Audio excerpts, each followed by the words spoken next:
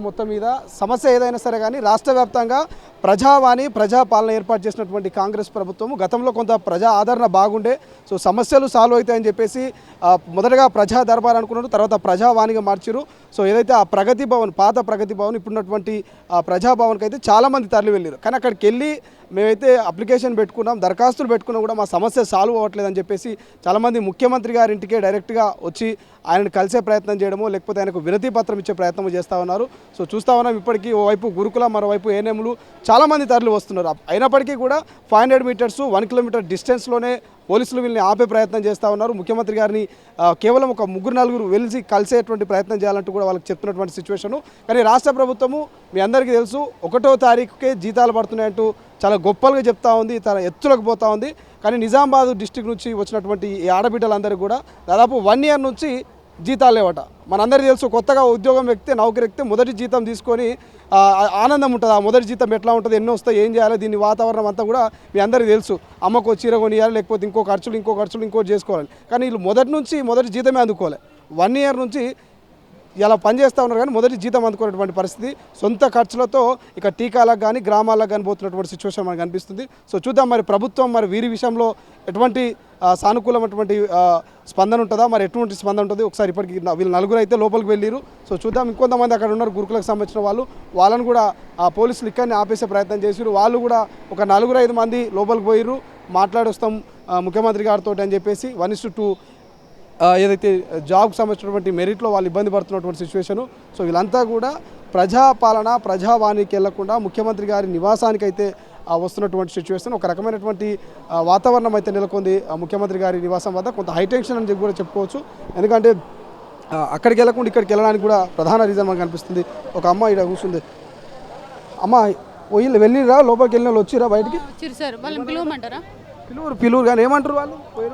వాళ్ళే చెప్తే మేలు సార్, వాళ్ళని పిలుస్తాం. పిలువురు ఒకసారి కొంతమంది లోపలికి పోయారు, వాళ్ళు ఇక్కడ మాట్లాడుతున్నట్టున్నారు. వాళ్ళతో కూడా మాట్లాడేటట్టు ప్రయత్నం చేద్దాం. సో బాబు మీరే సమస్య వచ్చారు, మీ వాళ్ళు ఉన్నారా ఒకసారి? సో వీళ్ళంతా కూడా లోపలికి పోయొచ్చిన వాళ్ళు. అన్న ఏమన్నారే లోపల? ఈరోజు గురుకుల రిలింక్విష్మెంట్ కోసం 200 మంది విద్యార్థులతో ఈ సీఎం ఇంటిని ముట్టడించడం జరిగింది. వాళ్ళు మమ్మల్ని ఒక 10 మందిని రిప్రజెంటేటివ్గా పెట్టి మిగిలిన వారిని పక్కకు పెట్టడం జరిగింది. ఆ 10 మంది నుంచి ఒక 4గురిని సీఎంని అపాయింట్మెంట్ ఇప్పిస్తామని తీసుకుపోయి లోపలికి పిఎస్ గారిని కలవడం జరిగింది, పర్సనల్ సెక్రటరీ గారిని.